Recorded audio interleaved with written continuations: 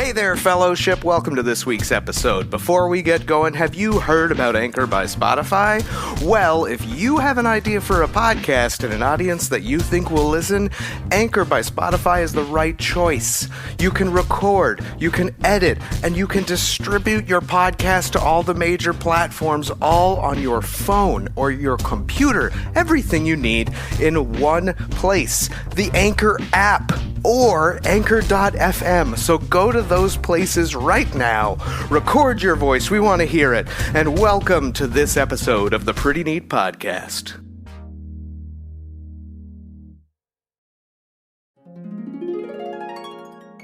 So, Dominic, I must know how you managed to catch a sighting of the good doctor and the missus. Yes, I was at an event where nuptials were exchanged that they also happened to be at. You were at a wedding and you saw the good doctor and his wife? I did. Did not realize he was such a dancer. Now, I've met him in person at least 5 times, but maybe more. Mm-hmm. And he introduces himself as if it's the first time every time. And I actually kind of like it. Yeah, for him, it might be the first time every time. Well, that's kind of what I figured. Yeah. Yes, it was a wedding and we were there. I was not there as long as they were, because I had a child to pick up and it was on Easter Sunday at 4 p.m. Like, yeah, about as inconvenient of a window to have a wedding as possible, but whatever. Was this a mutual friend of ours? Do I know the person who was nupped? You do. I do? Mm-hmm. Do I have to beep it out? Are you going to tell me? Oh, I just assumed you knew who it was. I have no idea. Okay. I don't want to say it on the show. Okay. It's someone you know, though. He looked like he was having a dandy time dancing around. Swell time. It was on the beach. Swell time. And I wore a suit because at a wedding I wear suits. And the Thunder have a player named Lucens Dort. Oh, you're watching this game too? Yeah. Anyway, I was told that my suit was overdressed, that it was not beach casual. I disagree because I didn't wear a tie. So spot on. Mm-hmm. And I saw my dad was looking sharp in his guayabera. He was. Yes. He has. Was. Does my dad strike you, or I'm going to rephrase that. Does the good doctor strike you as a man who owns a lot of guayaberas? I would imagine he not only has many, but also has a specific proprietor that he gets them from. I think you're absolutely right. Yeah. He would have a tailor. He'd walk in and be like, I like that one. Is it new? I'll take it. Give it to me. I got to get a crate of my shirts. Yeah, something like that. It's time for the Pretty Neat Podcast.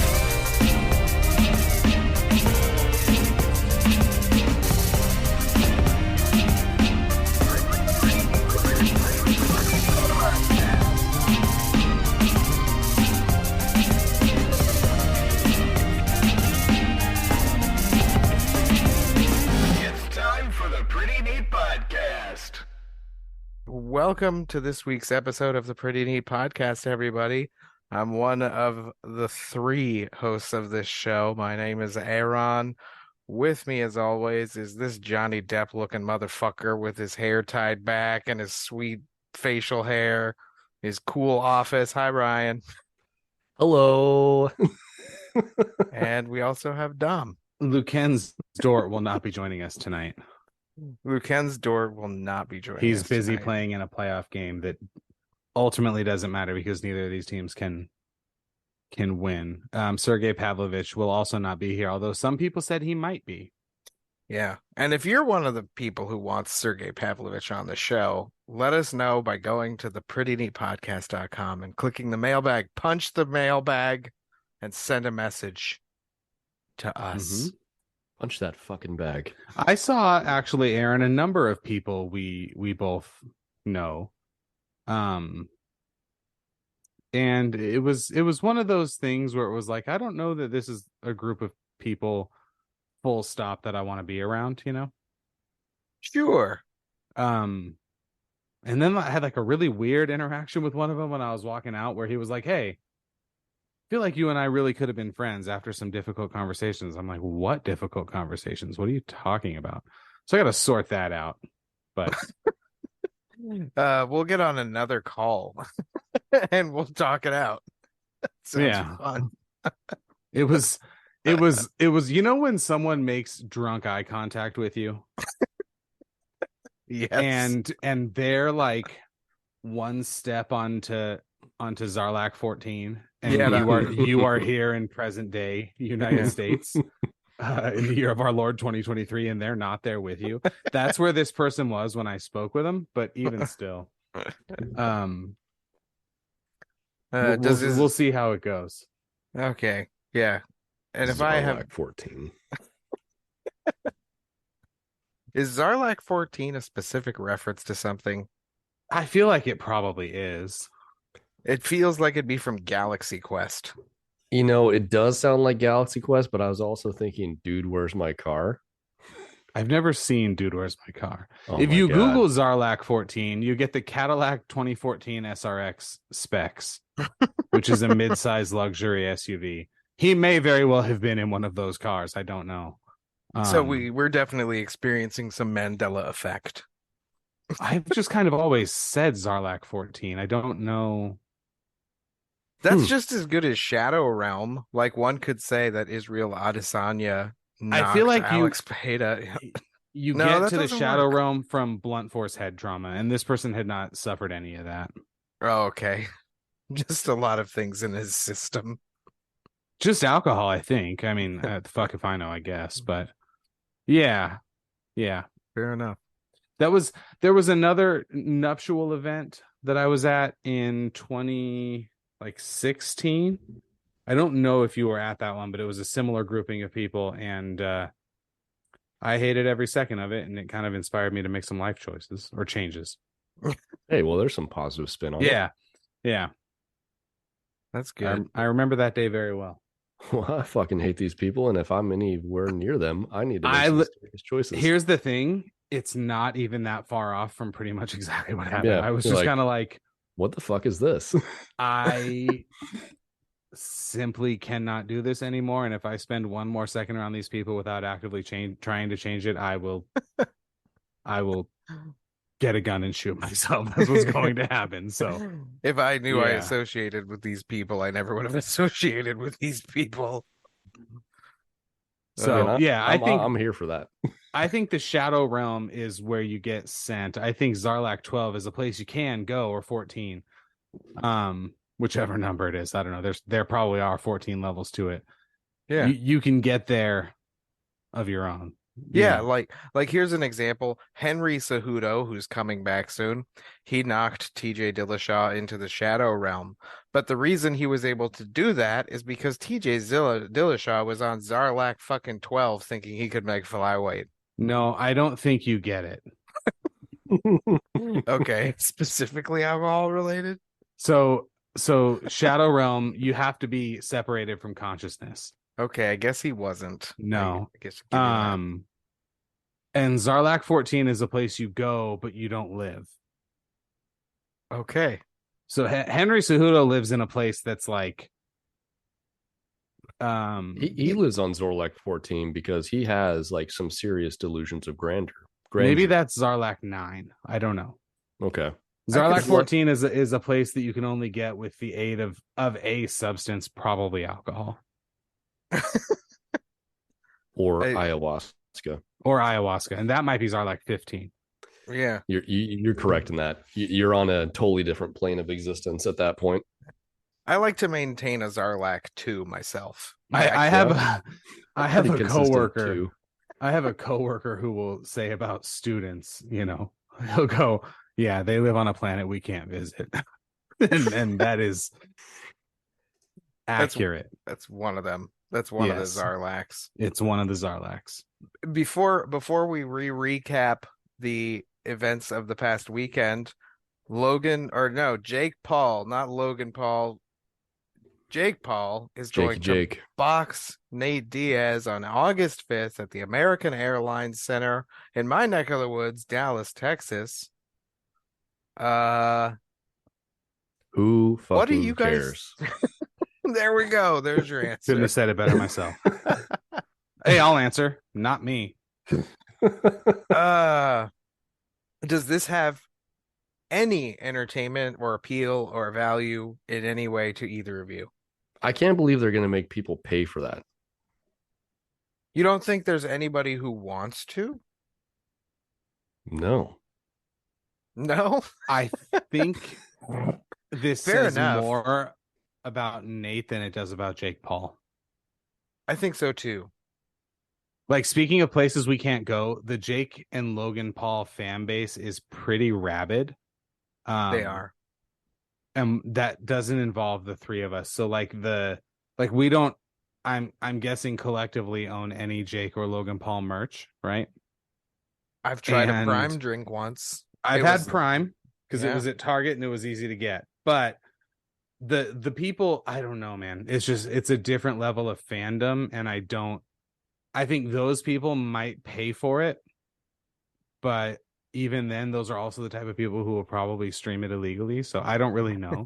Yeah. But It's on DAZN. So, I mean, DAZN, what do they normally charge for pay-per-view?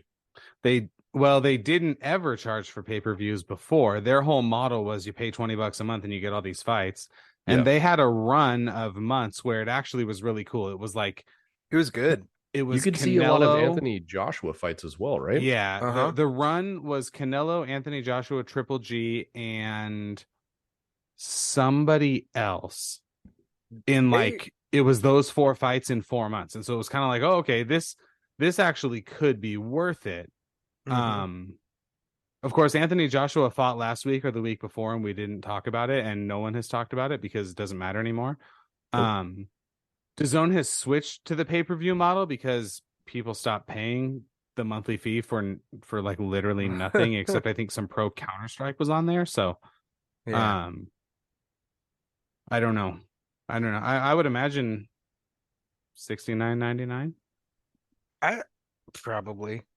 I mean, I want to know what kind of demographics research they've done, because the American Airlines Center is where my wife and I saw UFC 228, and it was not sold out. Nowhere near it. Like it Who was. was the headliner on that? That was Tyron Woodley versus Darren Till. Okay, well that might be why. Yeah, two maybe. people who are no longer in the UFC. But it was a title fight. It was Darren Till's last victory. No, Yeah, he fought Wonder Boy after that, I think, at least one more That's time. fair. But like Darren Till didn't beat Tyron Woodley. no, Tyron Woodley beat him Oh, and got his black belt. I remember that. But like that is a huge fucking arena. There's no way they're gonna fill that. Unless tickets are dirt cheap. Unless they're dirt cheap and they're just hoping to pull in many people and buy merch, you know? Which I Okay, can see the so- Paul brothers doing. So what's the number you would? Well, they also could do the thing where they close off sections of the crowd and don't show them on camera, Yeah. so it doesn't. Yeah. They You may know, not sell the upper The levels. Oakland A's have to do that, where they just have giant tarps over huge chunks of their seats. hi-yo. Fuck you, Oakland A's. You Some deserve insider. everything you get. Yeah, they but might. I could see that. They could do that just like they would for a concert or something. Like not a lot of musical acts are going to sell 20,000 seats, but that's where the Mavericks play, right? So it does hold a good Mhm. 20,000 plus. Mhm. Yeah. So and the Mavericks will sell it out, obviously. Except although did you see that thing with them the other day? That was weird. Yeah, where they sat their starters. And it wasn't in the way that NBA teams typically do that. Jason Kidd, their coach, was like, "This is what the organization wants to do," and you Like- could tell he was like fucking furious about it. Guess what? I'm just calling everybody out right now. Yeah.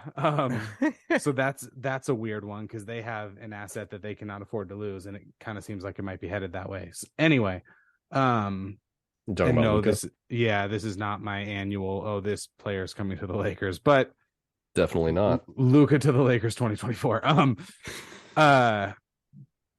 What is the number you guys would pay for a ticket and for the pay-per-view?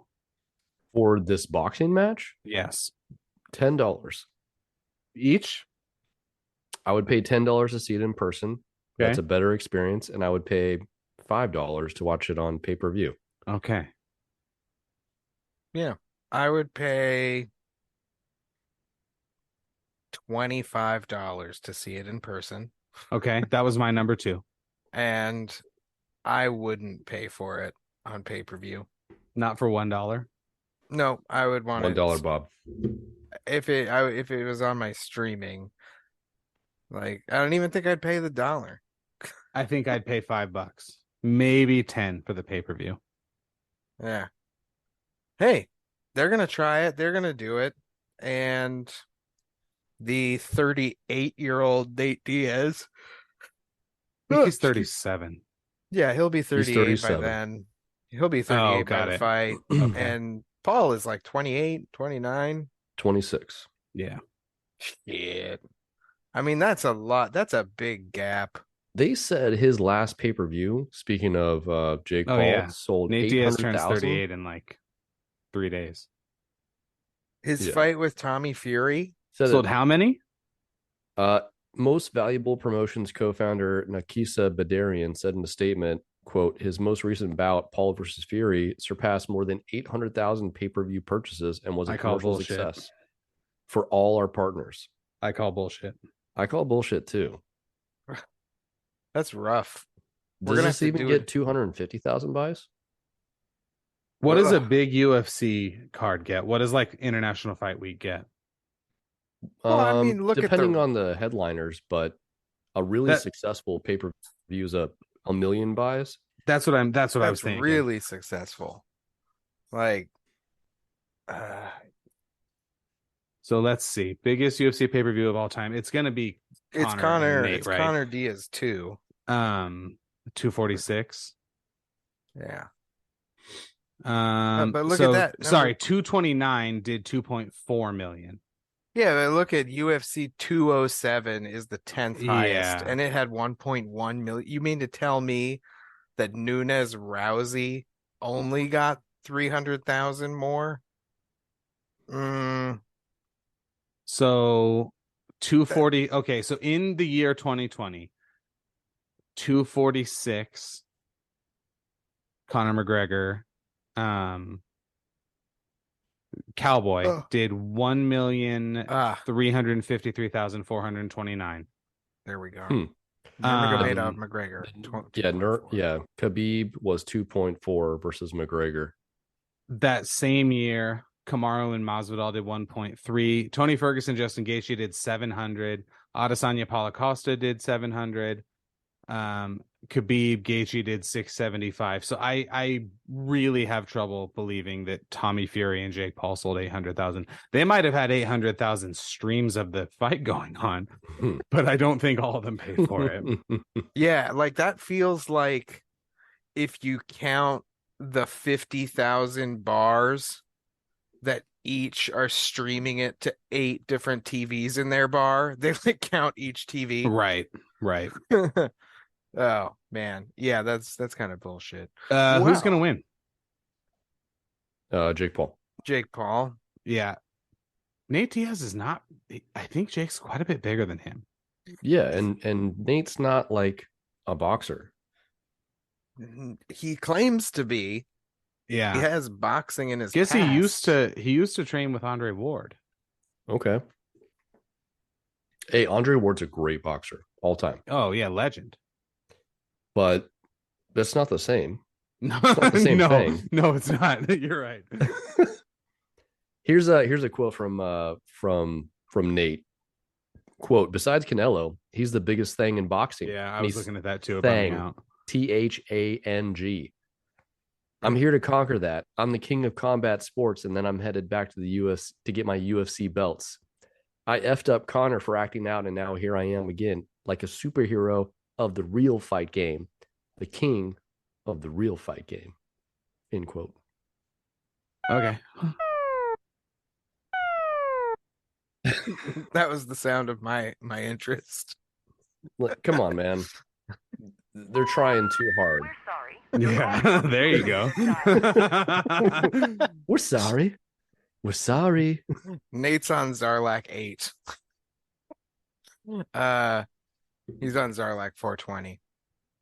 Nate is somewhere, but I don't. I just I don't know. I don't. He's care. not where we're going, which is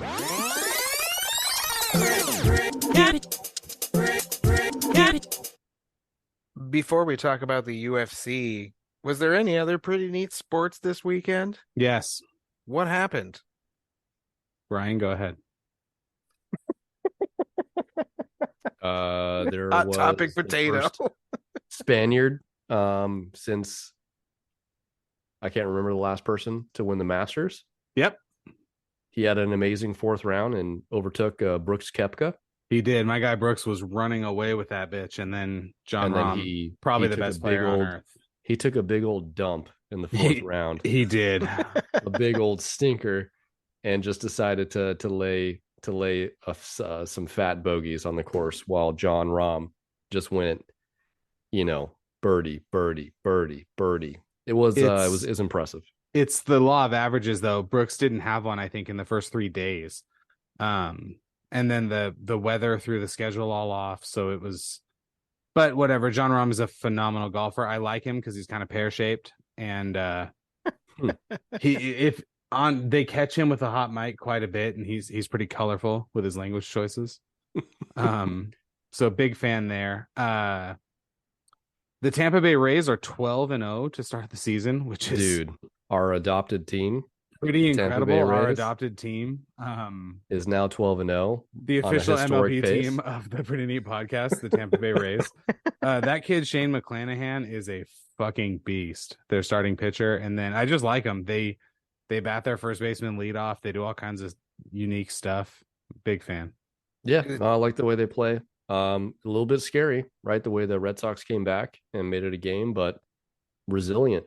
12-0. Yep. What are the chances that they break the streak? What is the streak? The A's 20 That's like games. 20, yeah, 2002. Hey, who won the World Series that year, Oakland? Not Collectively, Oakland. I want the city of Oakland to answer that fucking question. Fuck you. You deserve to lose that team. The Warriors left, the Raiders left, the A's are leaving. The Braves have the record for the best or the most consecutive wins to start the season. 1982, 13-0. Oh, okay. And Aaron the Milwaukee Brewers also tied that. Aaron is talking about just the longest winning streak. Yes. Oh, okay. Yes. So this is to start the season. Which baseball team has the most consecutive wins? So the Braves of 82 and the Brewers of 87 both had 13, and the Rays are now at 12. Fuck yeah. Damn. When do they play next?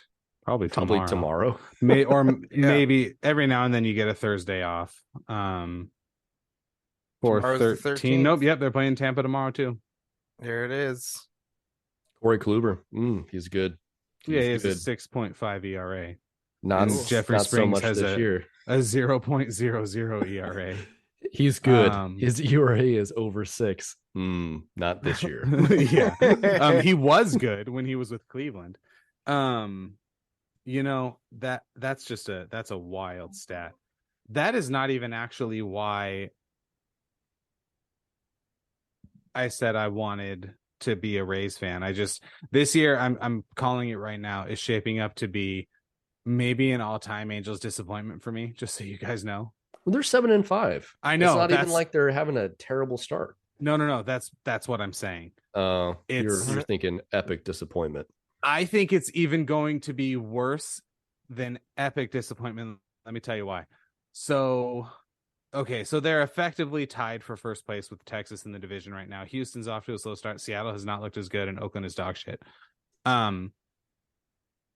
Only the Rays, well, a couple teams have more wins. There's a couple teams with 8 wins, a couple teams with 7, and Tampa with 12. Here's how I think the rest of this season goes. Uh-oh. Are you ready? Ready. Are you about to tell me that Shohei gets hurt? The Rays have a plus 65 run differential. Oh my God. Wow, look at that. That is astounding.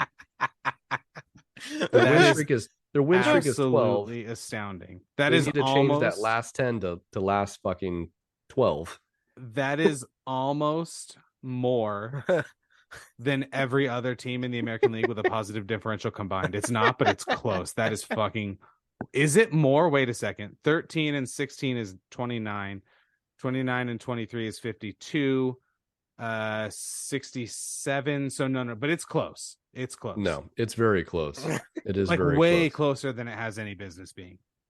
Anyway, the way this goes is like this. The Angels play to and maybe even slightly above their potential. They end up making the playoffs. They end up losing in maybe even the second round. And then Shohei Ohtani promptly signs with someone else. They did not win the World Series and they lose him for Padres. nothing. That's what's going to happen. Shohei's going to sign with the Padres. He might. The Padres said they're not done. They're opening up that depth of a checkbook. I'm going to be wherever it's honest coming with from. you. The way I see it, I really think if I ran the team, I would do this. I would sit down and I'd say, here's 8 years. Here's $600 million. You either want to be here or you don't. There you go. And if you don't, I've got to get something for you. And then I just auction him off. Hey, there you go. I saw videos of him picking up trash after the game. That's pretty fun. I did watch that video of him picking up trash. And then you talk to all these dumb fuck Angel fans. But we can't win without Shohei Ohtani. Wait a second. We've had him for 5 years and we haven't won shit. No, we haven't won. We Right. don't win with him. Why do you think we can't win without him? What do you? That's what true. Do you, they traded the closer. We need a closer to save what leads, idiot. Yeah. What are you talking about? Cognitive dissonance there. Boom in your The face. mental gymnastics that Angel fans do is beyond me, man. It's beyond me. I don't understand the mental gymnastics any Texas fans do of anything in Texas. I mean, the Astros have won the World Series, man. That's true. You figure they likely were That's not true. cheating last year. So That's true. Pretty confident they may not have been cheating. not last year. The year, obviously, the 1 year we know they did.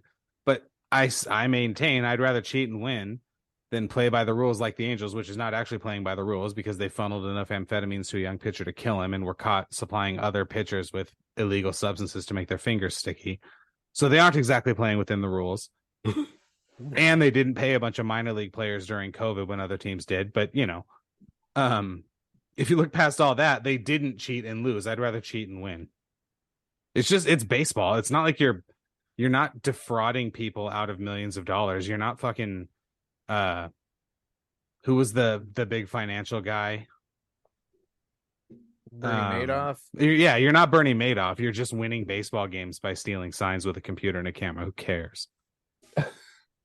There you go. You get caught, they fine you a bunch of money and suspend your manager and your owner, and you still have all the same players and you win anyway. Who cares? It's fucking dumb. And that's really what I think. I was not holding back my opinion there, just so you guys know. I believe you. Okay. I Also, the wholeheartedly- Lakers beat the Timberwolves yesterday in a playing game.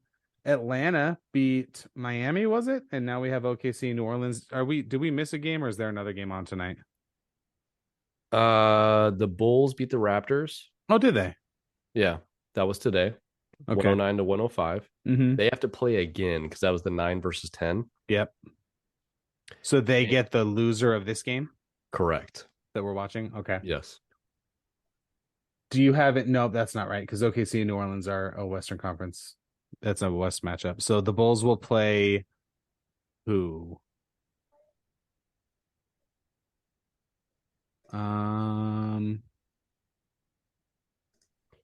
The Bulls, because this was yesterday, they're going to play the Heat.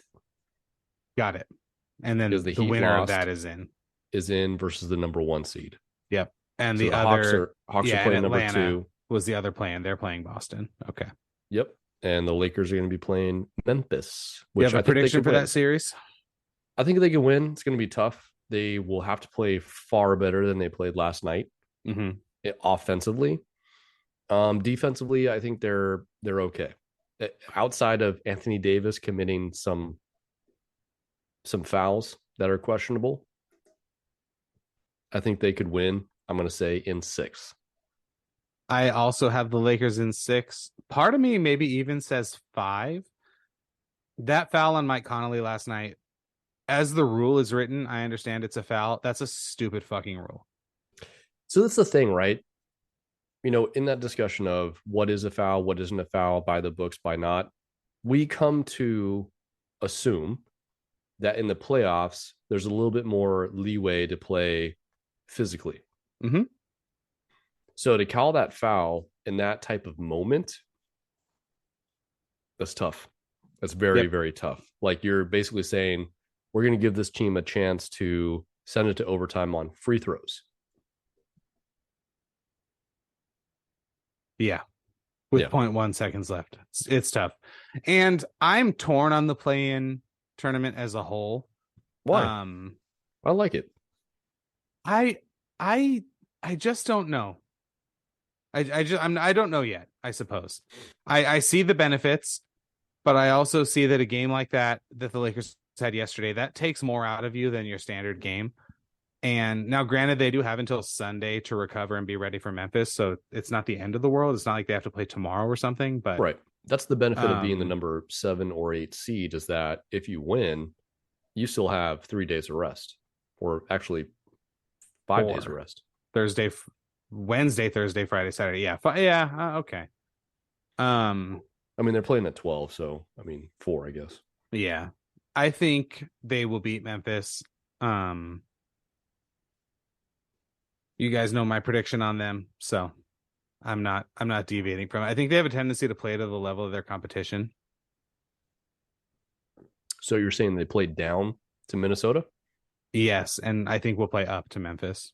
Okay, that's fair. Did they win the season series against them? Do we know? I don't, but I can look it up. They beat them once. They lost to them. They beat them in January. They lost to them in February and beat them in March. So they beat them 2 out of 3. Aaron, the NBA is a game where they bounce a ball on a wooden court and shoot it towards the hoop for points. Thank you. Actually, the NBA is the league where they play basketball, which is the game where they bounce the ball and shoot it at the metal hoop. That sounds like a fun weekend. I got to take advantage of the free MLB subscription that came with T-Mobile. This past weekend, there was also UFC fights, and on the Pretty Neat podcast, that is our center of gravity outside of our friendship. Okay. Did you guys enjoy watching UFC 287? Very much so. I did too. I did not watch UFC 287. That's right. You were busy, weren't you? I was, yes. Yeah. This was a really good card. All the way from the bottom. I mean, we're not going to recap all of the fights because there was a lot. But I figured we'd start with Kelvin Gastelum kind of making a return. I got to say, the UFC commentary team during the fight were saying this is the Kelvin that fought Israel Adesanya. I don't agree with that. I would say this is the Kelvin who kind of looked like he had the motivation of when he was fighting Israel Adesanya. But man, he got hit so fucking much. He can't do that anymore. He can't. It reminds me of Johnny Hendricks, like when he slowed down. And I don't think we're going to see very many more wins out of Kelvin Gastelum in the UFC, especially if they fight him up. So why is everyone like freaking out about Kelvin Gastelum then? It was a dog fight. It was. To be quite honest, fight of the year, contender. What? Contender for fight of the year. It's early. It's on the short list. Let's be fair. It's early. There's a lot of year left. There's a lot of year left. It's on the short list right now. It's not even the fight of the card. What are you talking about? Fight of the year. Sometimes it was fight of the night. It got the fight of the night award. Yeah. It was fight of the night. Okay. It was. They give out multiple fights of the night, but okay. It was a slugfest. It reminded me of Chandler Gaethje, which is still better fight, of course, but it reminded me of it. They both wanted this win. That is for sure. And if it had been a draw, I wouldn't have been disappointed. Especially since that was my prediction. So they're saying Kelvin Gastelum's going to go to 170 now? No, he don't can't know. do 170. That He was the missed headline weight. that was the headline on the front of ESPN's MMA page. He could make 170. That's the thing, is that the book on Kelvin is that he stays at 185 because he's not committed to a diet to fight at 170. But he's a smaller guy, Yeah. and with the proper diet, he could likely cut to 170. He just chooses not to because I think he even said in an interview he really likes tacos. And I'm here for that. I love tacos too. I get it. Would he? It's hard to picture him fighting at 170, especially because he's missed weight at middleweight 2 or 3 times. So now he's fighting out of the same camp of Cejudo, fight ready. Cejudo. So Oh. there may be some additional maybe some renewed commitment there. The sage Henry Cejudo. Sage. It's more about Eric Albacin, who's their head coach. I think he could do good things. Again, that's a tough fight to score. My initial reaction, I thought Curtis had it. Those body shots that he threw were wicked. And I don't necessarily think he got a lot of credit for that. Mm-hmm. He threw a lot of wicked body shots. Yeah, he did. I'm going to bring up the fight stats, if you will. Just quickly, we're going to have to touch on 288 Sure. in a couple minutes, but carry on. There's not too many picks really to make for this weekend. Too many fights, I should say. My literal least favorite fighter is fighting, and I'm going to see if you guys can guess who it is. On this coming card? Mm-hmm. Oh, I'm so excited about trying to guess this, so we'll go through these fast. Raul Rosas Jr. has thrown 5 significant strikes in his entire UFC career, and he went 3 rounds in his last fight, and he only threw 1 strike in his last fight. So that hype train ended. So you're young, develop, and you'll be a contender in 5 or 6 years. But no more main cards, no more pay-per-views for Paul Rosas Jr. He should never have been on the pay-per-view. Not at all. That was a youth grab. There is a real chasm between him and Bo Nickel. Huge. A Grand Canyon of a chasm. Yes. And then somebody who was not knocked to the shadow realm, but close. Santiago Ponzinibbio got knocked out by Kevin Holland in the 3rd round. It's a damn shame. He was winning that fight. He was winning the fight. He had on what I'm legitimately asking. He had 23 less strikes total and 22 less significant strikes. It was control. Less body work. He had 7 seconds of control time to Kevin Holland's 3. Then it has to be optics. It just has to be optics. Santiago looked better. Okay. During the whole fight. I didn't watch it, so I couldn't tell you. Yeah. Also, does it really matter? It doesn't matter because he got knocked out. Yeah. And neither of them are going to ever be a contender at welterweight. No. I could see Kevin if he focused on a game plan, being a contender at 170. He's a black belt. That is true. Travis Lutter. I'd like to see him fight Shavkat Rakhmonov, please. Well, I mean, Shavkat Rakhmonov to the stage, please. Excuse me, Shavkat, could you please fuck up Kevin Holland? Anyway, Shavkat, that's a future champion. I said he could be a contender. Okay. Yeah. Meaning ranked? Absolutely. I think he could be top 5. Oh. Looking at Kevin Holland. What? Like right now, Kevin Holland. You think Kevin Holland is better than Gilbert 5? Burns or Bilal Muhammad? Top 5. Right, but that's 4 and 5. So who is he bumping? He's not bumping Khamzat is not fighting at 170 anymore. Sorry. Kevin Holland, you said could be top 5. Could be top 5. Who is he bumping? Stephen Thompson. 7th. Okay, he could beat Jeff Neal. Sean Brady's up and coming. 8 and 9. He could. Number 5 would be Shavkat.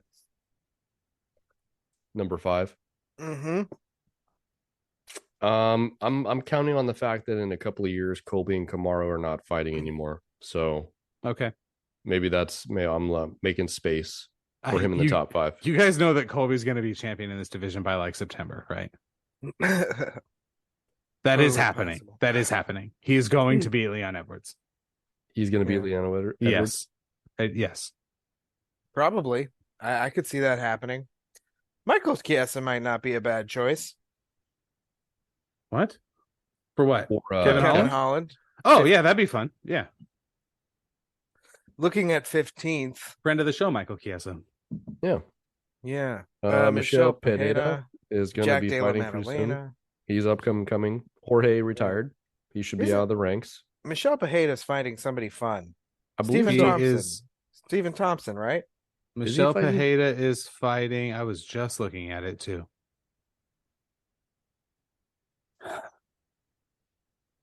Huh. Oh, they don't have next Yeah, fight he's fighting on Wonder here. Boy, June 10th. Oh, Mhm. okay. 289. Nice. That'll be an exciting fight. Do you think that'll headline a fight night?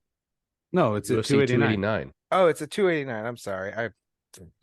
Otherwise, yes, I do think it could headline. It could be a fight night for sure. Mhm. But 289, that's on the pay-per-view, and that may open the pay-per-view because that's a good banger of a fight.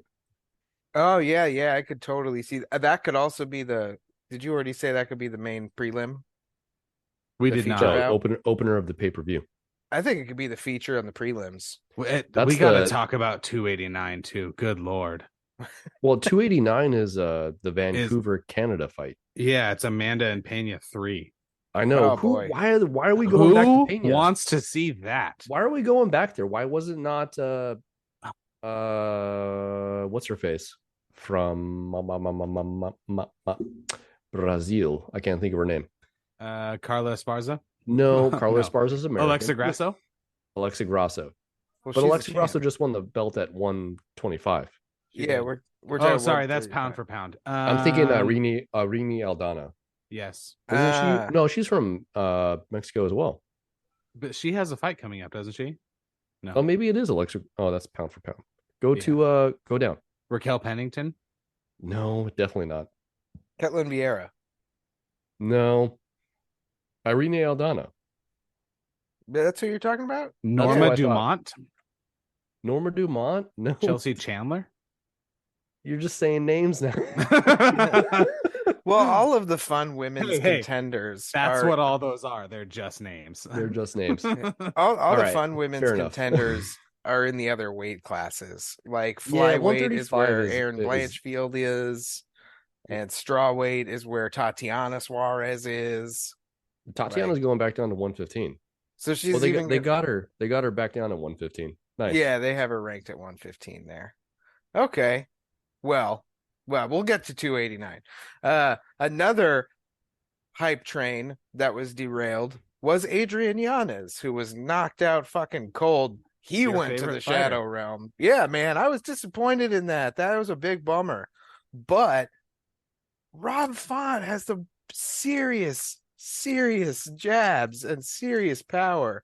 And Yanez, man, he just zigged when he should have zagged. Well, that's Out cold. In hindsight, that was the knock on him, is that he gets hit quite a bit. Yep, he And does. and the interesting fact is that Yanez was also saying in pre-fight interviews is that he was going to be able to hit Rob because he keeps his head on the center line.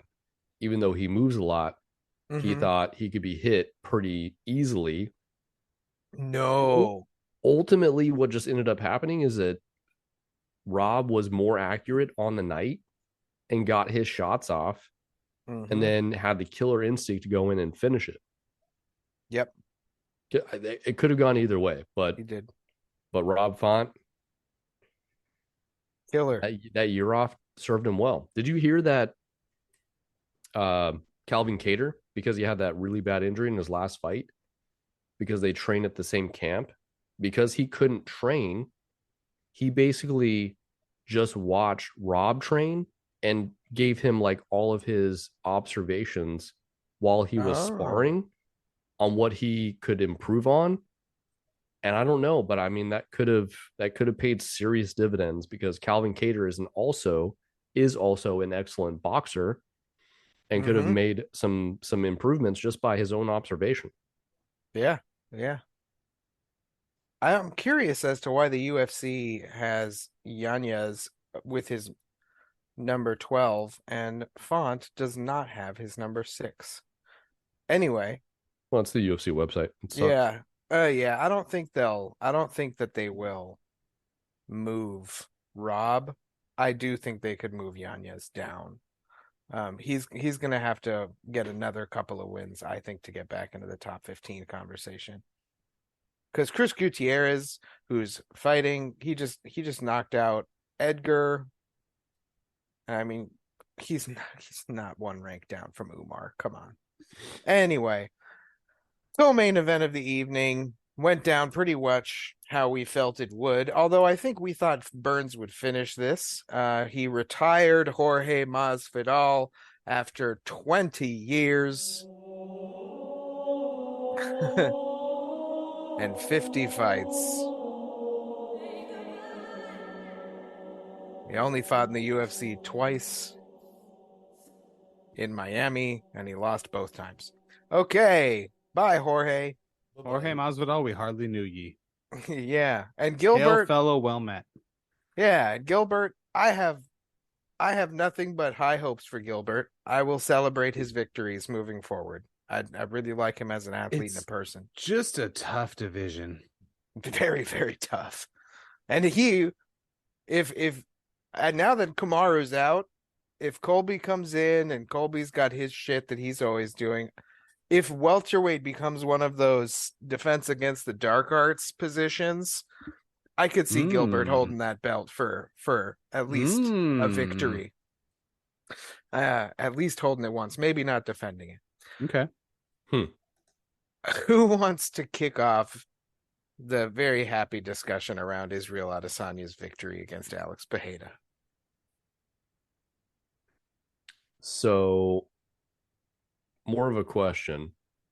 Dom, do you think Alex goes up to 205 immediately? Yes. Yeah. But I think they should fight one more time. Yeah? A fifth time? Yeah, trilogy in the UFC. They made fucking Brandon Moreno fight Davison Figueiredo 4 times. So in between one of those, though, Moreno fought somebody else. He fought Kai Kara France. Yeah. Do you think there's anybody at middleweight that they would let Izzy fight before Alex? I think this is what happens. Oh, maybe. They give Alex a title shot against Jamal Hill immediately. Which he wins. Which would be fucking exciting. That would be an exciting for fight. one. But I also think he has a very good chance of winning. And then Israel defends and goes up to 205, and they fight at 205. Ooh.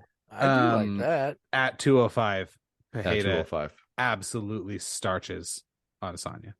So yeah, why does he starch him at 205 when because he just got knocked out at 185? He's not cutting from 205 to 185. He's probably cutting from 235 or 240 to 185, and that is a massive hit on his body.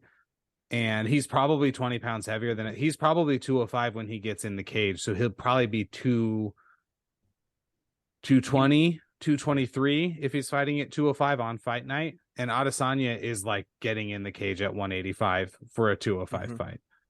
So they look very similar, but they do have different frames, different body styles. You know, the advanced stats other than the knockout are pretty close in this fight. I have watched this fight. You could make, you know, obviously Izzy won. He flatlined him. He sent him to the shadow realm. All good, but the scoreboard is still 3-1 and it's still 2 KOs to 1. So I don't think everyone who's saying, okay, it's done, it's closed, the book is sealed, blah, blah, blah, the envelope is sealed. I just don't, respectfully, I just don't agree with that. Agreed. And Yeah. frankly, Adesanya fighting anyone else at middleweight not named Bo Nickel or Hamzat Chimaev is simply not interesting because we know none of them can beat him because they haven't. Yep. So could I Yeah. see him fighting again before he fights Alex again at whatever weight? Yes. But I think Israel has a better chance against Jamal Hill. I think that Alex and Izzy are nemesis. I think Yes. they could trade it back and forth, Mm-hmm. and it's gonna be a coin flip bet every single time from now on. Yep. Like I don't see how you couldn't. And I mean, I watched Israel's reaction to his own fight. I watched, Morning Combat and all of the things that we recap during the recap. And after rewatching especially the second round after listening to those, it is so clear that Izzy played possum, like that the leg kicks worked. They were hurting him and he acknowledged such, but that was the game plan, was get up against the cage is your friend, and he's Except gonna when he got start... knocked out against it last time you fought, but okay. Yep, and it's just because he did it too late. He was too tired, and it got through, and it hit him, and it rocked him. This time, he was ready for it. He tried to do it towards the end of the first round as well. You can actually catch him, and he misses the exact same punch. It's the exact same thing. He even pushes off the cage to add some momentum behind the punch. And they showed a training footage of him doing that exact thing. It was pretty crazy. But man, props to Israel Adesanya. Absolute garbage move to taunt Pereira's son. Yeah, that was kind of a weird choice. Garbage move. Do you think that was a spurt of the moment he saw him in the crowd, or do you think he's been soaking on it for a few years? I don't know, and I don't care. And that's the type of shit that gets you stabbed in Brazil. Fair enough. Absolute garbage move. Yeah, that Israel's got to be. He's got to be better than that. He's got to be better than that. Yeah, that was one of the reasons that Alex Pereira really wanted the rematch. Like he's talked about how that was too much. That adds some visceral to it. You be real careful. You start fucking around like that. That's something that could get you really bring the best out of a guy that strikes like Alex Pereira. You're playing with real fire. I'm not saying Izzy would lose to him next time. He very well could beat him, but yeah, absolute garbage. Challenge a 12-year-old. Come on, that's not. Yeah, what are you gonna do? Go over there and fight a 12-year-old? Like, what the fuck is that? That's even honestly, like, I get the closest thing we've seen to that is Connor calling out Dustin Poirier's wife when his leg was all broken. I'm not defending that either. It's a little bit different because he just underwent like some very severe physical trauma to his leg, and she's a grown woman. It's still classless, and I don't support it. But a child, come on. Yeah, I'm with you on it. I'm with you on that. It was a great night. It will yield many a great rewatch. Cue the Steve Harvey. Still a great night. Still, have you guys seen that clip? Yeah. Yeah. I love it. Well, what is that, Miss Universe? They get their winner wrong or something, and he's like, "Still a great night." Yeah. Yep. Well, let's talk about some stuff that's coming up with the. You know what time it is. And now it's time for the Pretty Neat Podcast picks.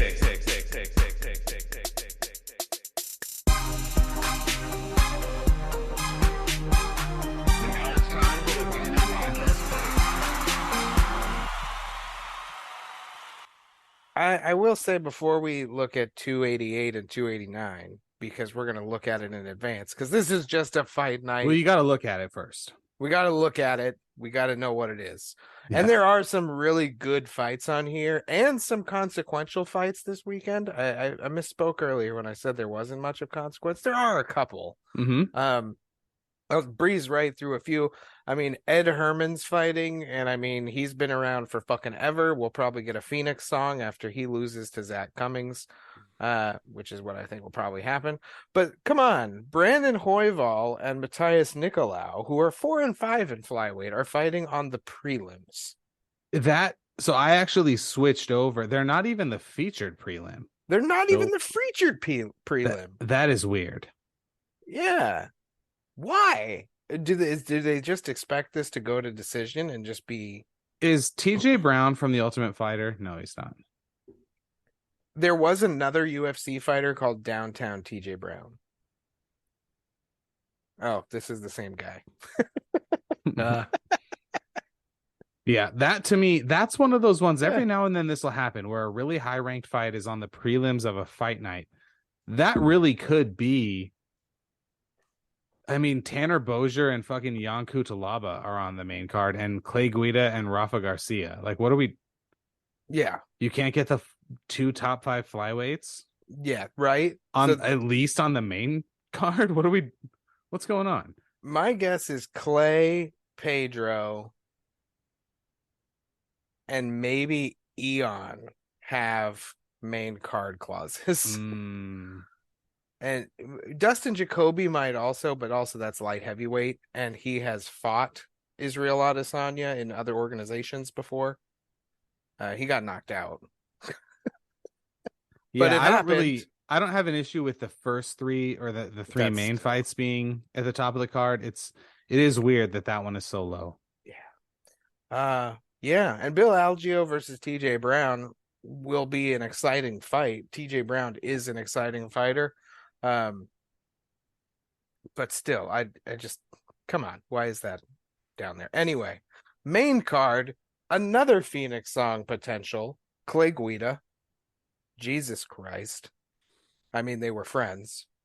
He's been around that fucking long. He's only 41. In MMA years. That's ancient. That's very ancient, yes. And Rafa Garcia.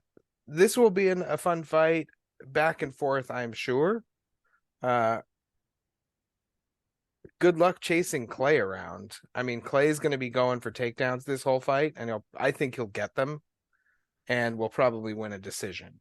That's my guess on this fight. Okay. My prediction. What about Pedro Munoz and Chris Gutierrez? Are you thinking, Ryan?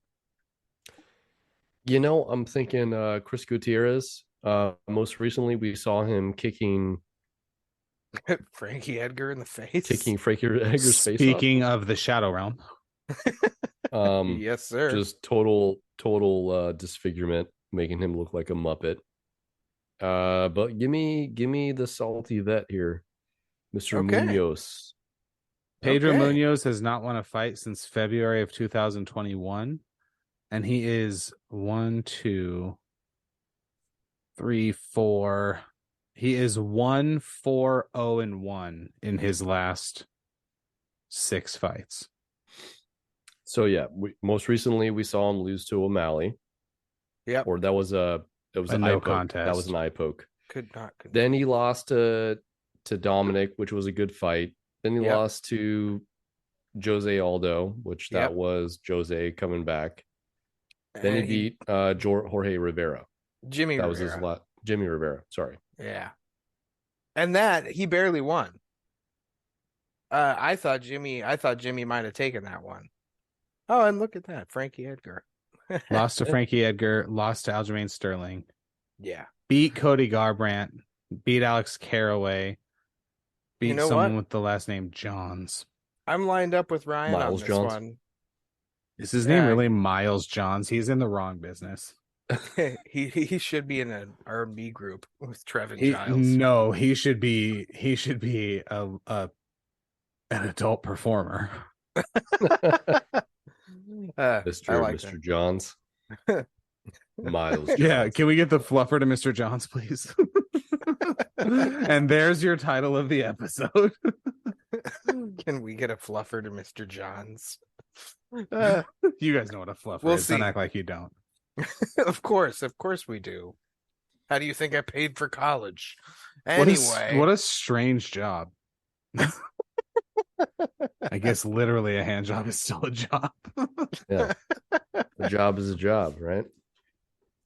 That makes me curious about Anthony Hernandez. Max Griffin's homie is his Fluffy? nickname is Fluffy. Yeah.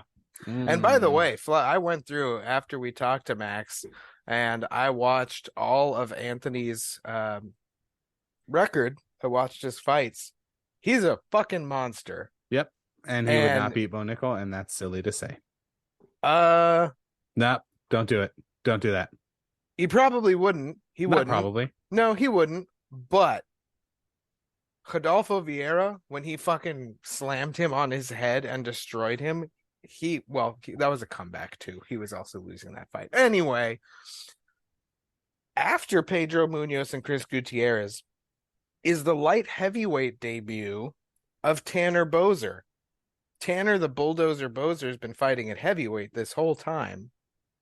So I'm very excited to see him come down in weight. I like that. But Ion Cutelaba is a monster.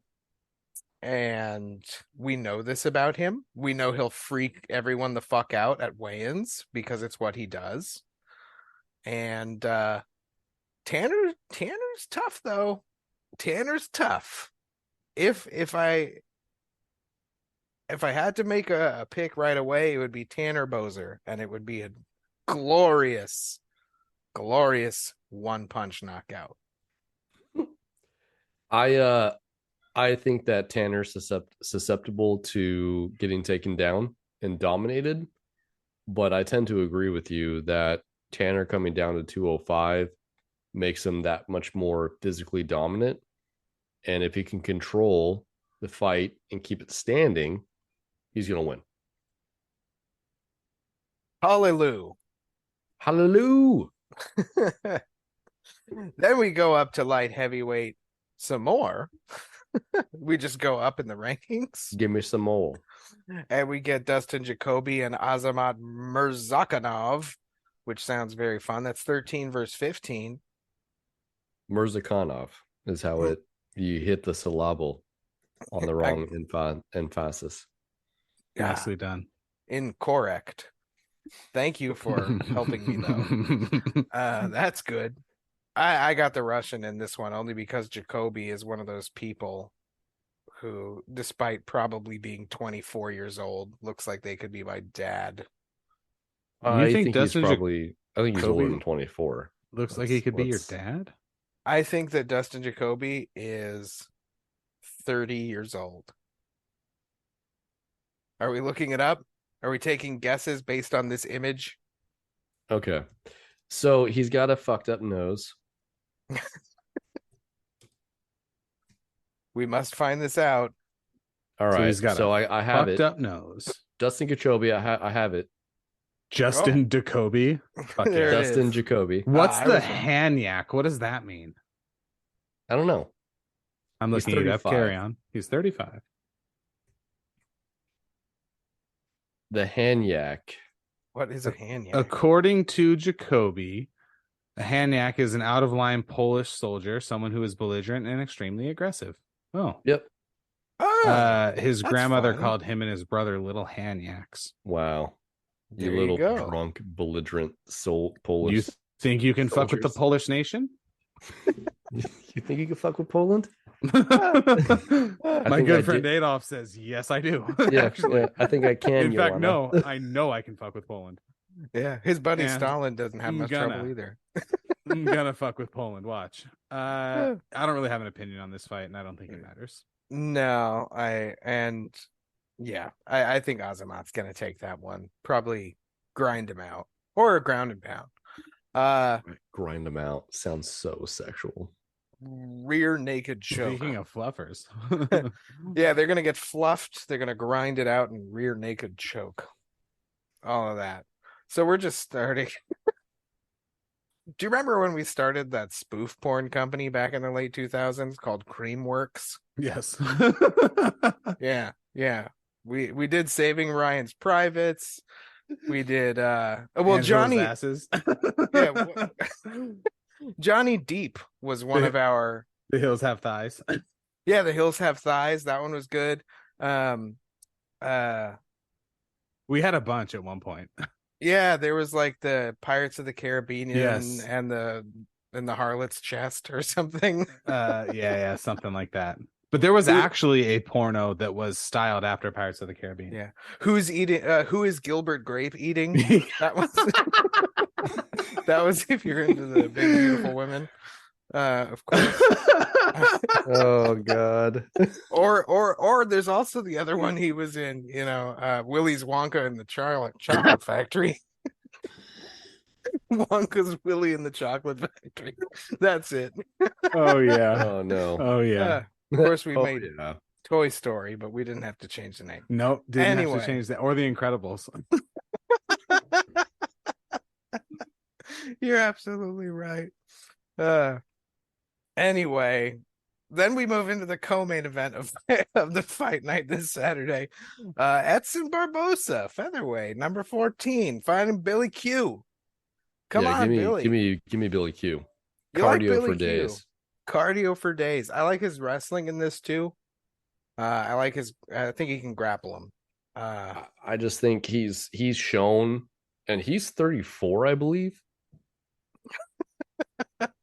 An incredible amount of toughness and just his ability to take punishment, keep going. He wears people down.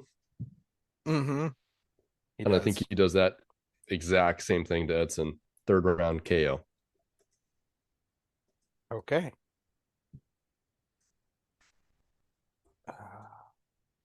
Yeah, sure. I don't really have a Edson I like Barbosa just feels like he's been around forever. Yeah. He's 37 now.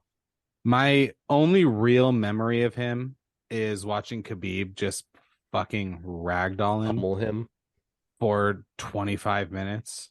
And I guess Bryce Mitchell beat him. That was fun. Giga Chikadze beat him. He beat Shane Burgos. He's not the one who made Shane Burgos think the floor was moving, was he? Yes, he was. Oh, shit. Yeah, Justin Gaethje knocked him out hard. Set him in the Barbosa? shadow realm. Yep. Mhm. Yeah. I think Barbosa could take this if he lights him up with leg kicks early. I'm talking like first 2.5 minutes of the fight. Billy Q has to be on one leg. He And beat if Beneil he's- Dariush at one point in time. Yeah. Edson Barbosa was a killer. Like he had the best, And one of the Pettises. he had the Mhm. best leg kicks, and then he just kept fighting the same way and never evolved. Edson And, Barbosa is like the like upside down version of Anderson Silva. Yeah. No. Edson Barbosa is the DC version of Anderson Silva's Marvel. Okay, that's better. That's what he That's is. way better. Yeah. Like it. Love it. Beautiful. Oh man, then the main event of this coming fight night. Oh, and we've is- landed on it. We've landed on it. My least favorite fighter. We've landed on your least favorite Max fighter. Holloway. Yep, Max Ooh, Holloway is my guess least it's favorite Max fighter. Holloway. Okay. Max Holloway and Arnold Allen. Okay. First, share why Max is your least favorite fighter. Similar to a number of other guys that I've talked at length about, I do not understand the love for him. That's it? That is the end of my hatred. It is more, not hatred, my dislike. It is more at the people who love him so much. I feel the same way about both of the Diazes. I just don't get it. He's never been champion, right? What? Am I wrong about that? He's the Max longest Holloway's- reigning featherweight champion. Is that true? Yeah. Yeah. He was the longest. As I said, reigning- he was the longest reigning featherweight champion, but that was a long time ago. And He just once Volk came about, he couldn't beat him. Yeah, that was He it. just couldn't beat him. He's Yeah, beaten and everybody in else. fact, he still can't beat him. Yeah, Yes, still- clearly, still cannot beat him. But he beat No. everybody else, including Jose Aldo twice. Yep. Yeah, he did. He did beat Jose twice. Jeez. Yeah, he's a good fighter. I'm not saying he's not. Just I get you though. He's he has a character and not like one he plays. It's his character. And like I he's not that interesting to me. Like that's really all it is. He's kind of a boring guy.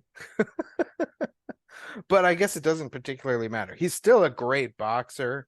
He definitely, I mean, he holds the records for the most significant strikes thrown, landed in a fight. And Hall of Famer for sure. Oh yeah, He's the Hall for of sure. Famer for sure. As I said, he's been the longest reigning featherweight champion Yeah. of all time. Yeah, he'll never, I don't think he'll ever hold the featherweight belt again. No, Not why Volkanovski. I think he's going to lose to Arnold Allen. I wouldn't be surprised either. I think he loses if Arnold goes for the ground game. I think that's Arnold Allen's path to victory. Yeah. Did you know that Arnold Allen has now been in the UFC for 10 years? Does that He's on sound a fucking 12 insane? fight win streak. He's been in the UFC 10 years. He's only, or 9 years, and he's only had 10 fights. Yeah. That's Well, wild.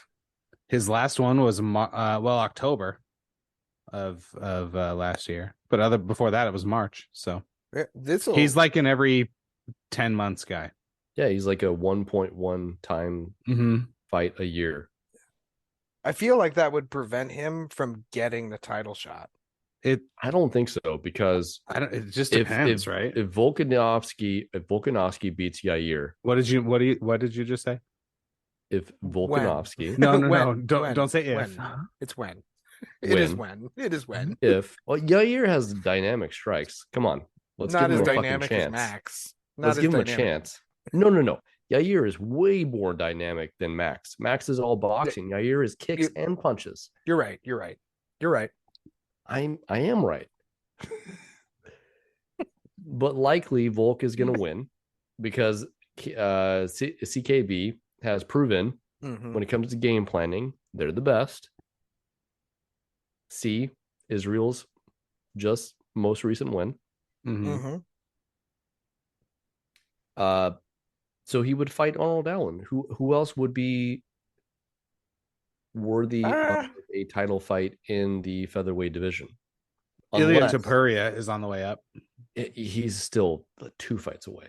He's 2 fights away. Okay. The only thing I see that skips the line person would be Henry Cejudo.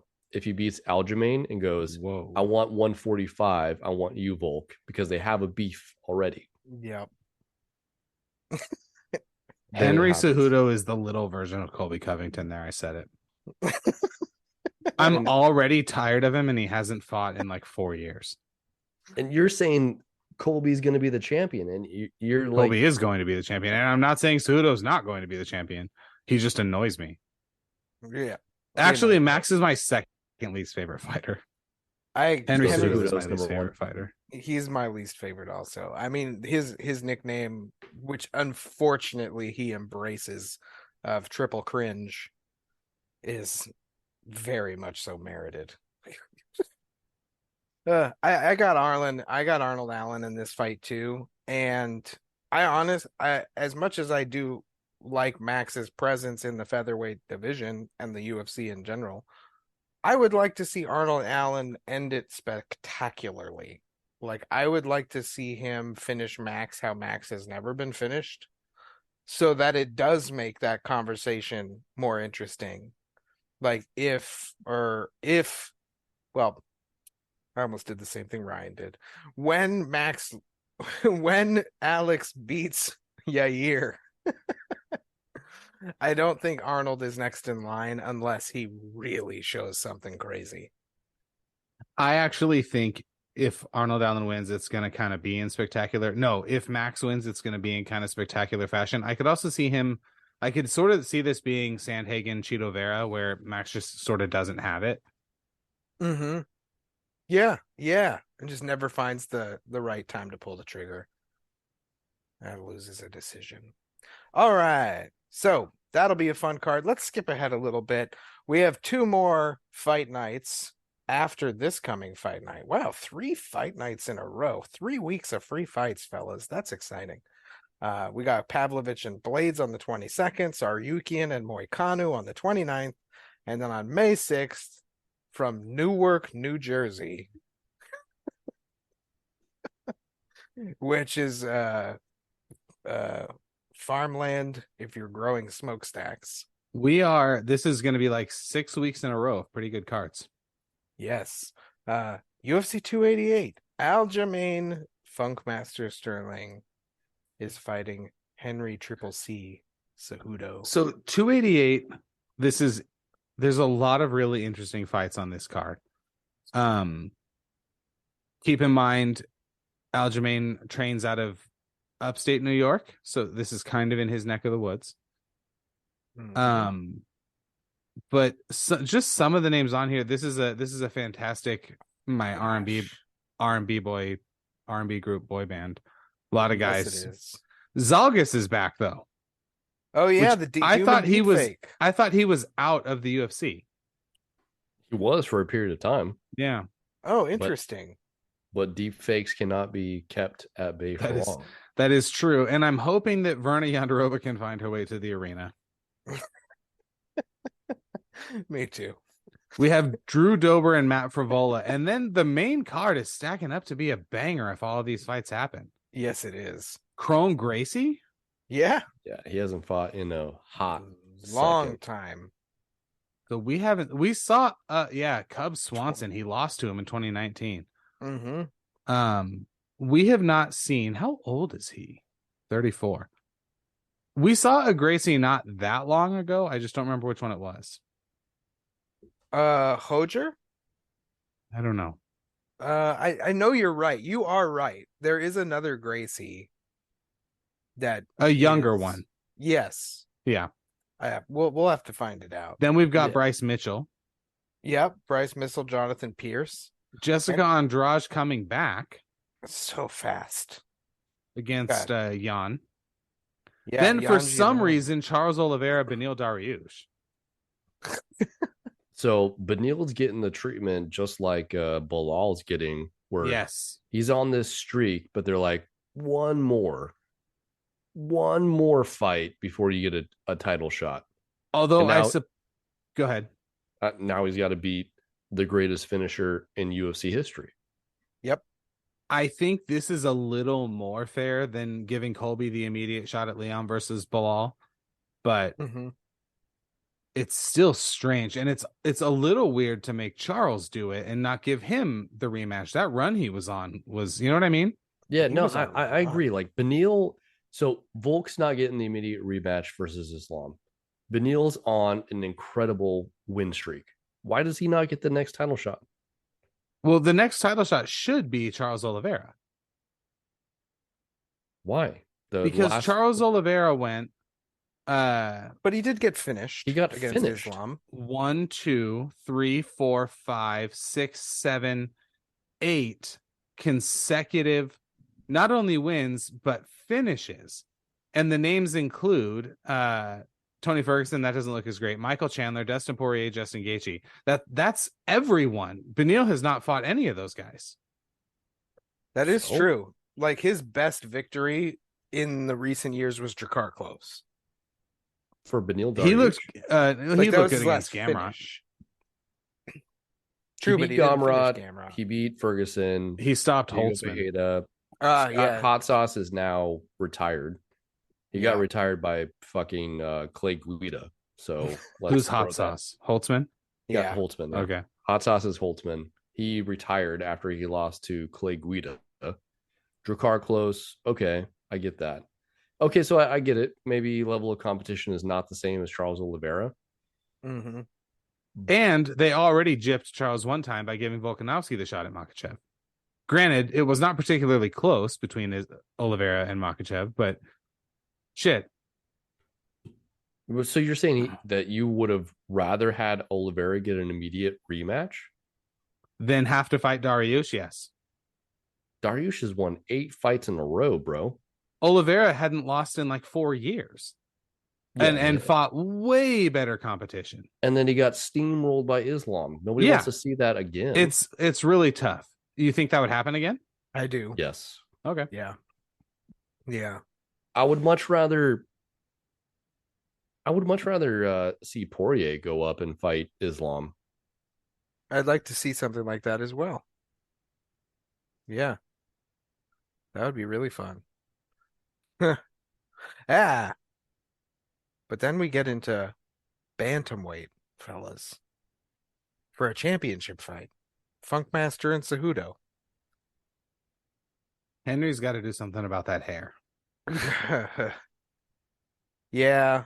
That has to be an old picture. It That has to be an definitely old picture. is. This is pre-championship Henry. with Man. Kamaru Usman's arm on him. No, that's Aljamain. And Yeah, that to your probably point, Charles Oliveira had won 11 fights in a row. And only one of those fights was a decision. that's fucking wild. He was on quite the run. It was submitting Clay Guida, submitting Christian Giagos, submitting Jim Miller, submitting David Tamer, knocking out Nick Lentz, knocking out Jared Gordon, submitting Kevin Lee, decision against Ferguson, KOing Chandler, submitting Poirier, submitting Gaethje, and then he lost by submission. Live by the sword, die by the sword. There it is. Anyway, Do you guys 288. do you have an early pick on Sterling Cejudo? Sterling. I think Cejudo is fucking washed. I want to lean Sterling as well. I think Cejudo hasn't been. I don't think he has it. I just don't. I don't think he should have beat DJ. I think that was a fluke. Anyway, I mean, Demetrius has gone. I mean, maybe it's a lesser promotion, but it may also be promotions that prioritize 125 fighters more than the UFC does, and has just gone on to just continue to dominate in his mid 30s. So there may be some credence to that. If we're doing the sort of fighter returns thing, I'd rather him come back than Cejudo. Oh, for sure. Yeah. For sure. So Cejudo is on currently a 6-fight win streak. KO of Wilson Rice 2017. Then he's UD'd Sergio Pettis. Then he won a split decision over Demetrius for the belt. Then he KO'd TJ. Then he KO'd Marlon Moraes, which everybody does. And then he KO'd Dominic Cruz, who's proving to be beatable these days. And that was 3 years ago. He hasn't fought in 3 years. Damn. Wow, you weren't lying about 289 also sort of filling up here. Damn, yeah, 289, Nunes, Pena, but Thompson, Pajeda, Wonder Boy, and wonder what that boy doing? Michelle Pajeda. Dan Ige, Nate Landwehr. That's a good one. Matt Schnell coming back. Hakeem Dawodu.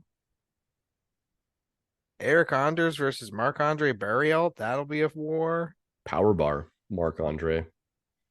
Canadian too. So fighting in his home country. Oh yeah, that's right. John McDessie's gonna be coming back. He should be getting a Phoenix song soon. Jeez, he's been around a long time. Miranda Maverick is back. What's up with that profile pic of her wearing glasses? I don't know. Anyway, that'll be fun. That'll be funny if there's Dr. Maverick. If Dr. Maverick was a fighter in the UFC, if she gets her PhD, that'd be awesome. Nice. Is she working on a PhD? Yeah. In what? Psychology, I think it said. Is that really? Yeah. Who the heck was it? Well, it wasn't Verna, was it? No.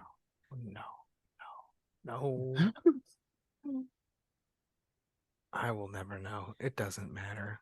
I think it does. She's going for a PhD in industrial and organizational psychology at Old Dominion.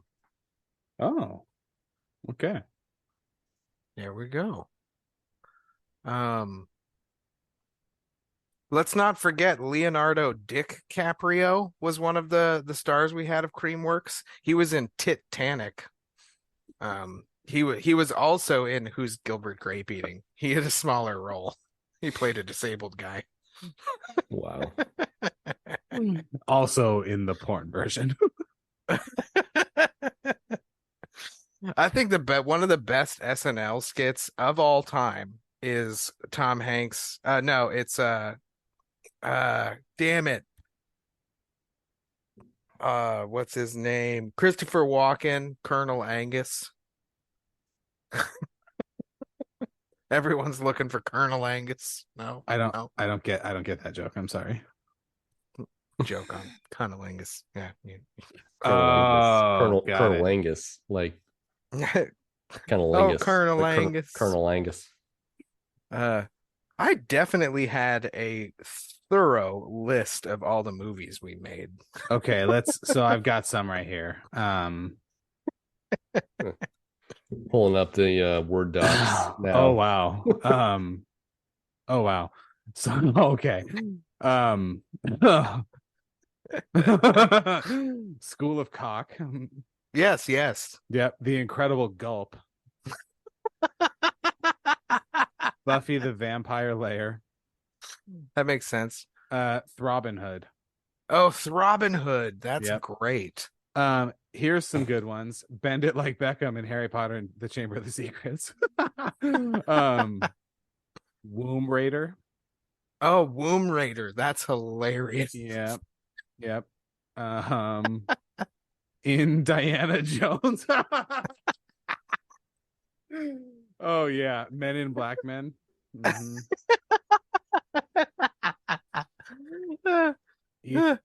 E3 the Extra Testicle. King Dong. Pulp Friction, that's another one we had. Ally McSqueal. Oh, we had Forrest Hump starring Forrest Tom Hump. Spanks. Forrest Hump. Yeah. Come in 60 Seconds. Requiem for a Cream. Oh my god. People have too much time on their hands.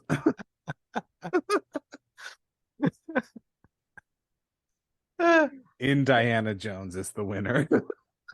Yeah. Because there's a movie series called Indiana Jones. Yeah, I get it. Yeah. I get it. Yeah. If I was in one, it would be called Memento. Memento, also a good name for a That'd be done in 60 seconds. That's what I do. Not a whole lot of notable alumni from Old Dominion University. Justin Verlander. Okay. Michael Bloomfield, who appears to be an astronaut. Justin Verlander's won 2 Cy Youngs. At least 2. He had a career resurgence with the Astros. Three-time Cy Young Award winner, and he was the AL MVP in 2011. And he's married to Kate Upton. He is. Good for him. He's thrown 3 no-hitters. Yeah, he's a good pitcher. Yes.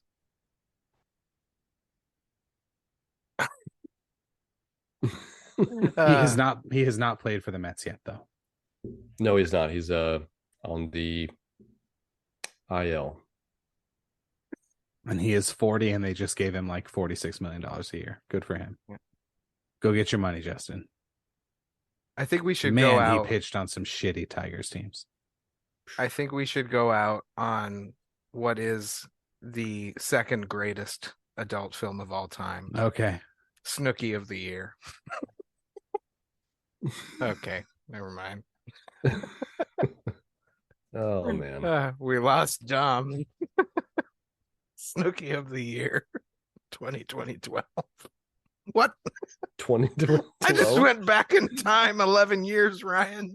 No, you went so far forward in time. 2012. Oh, I said 2012. Oh my gosh. Yes, you did.